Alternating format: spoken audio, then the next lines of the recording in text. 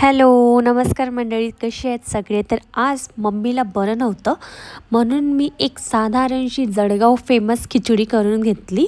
त्यानंतर थोडं आवरून पण घेतलं. इथे माझी खिचडी रेडी झाली आणि मग माझं कामसुद्धा मधोमध सुरूच होतं. वर्क फ्रॉम होम असल्यामुळे मला नेमकं दुपारी खूप जास्त बोर होते आणि त्यानंतर मग काही पार्सल आलेले होते माझे, तर बघितलं तर इथे काही प्लांट स्पॉट्स होते, ते मी अरेंज करून घेतले.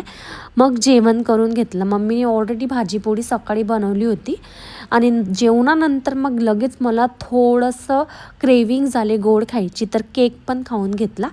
मग दुसरं पार्सल आलं. अरे, हे पार्सल माझं फेवरेट, कारण ही सँडल मीच मागवली होती.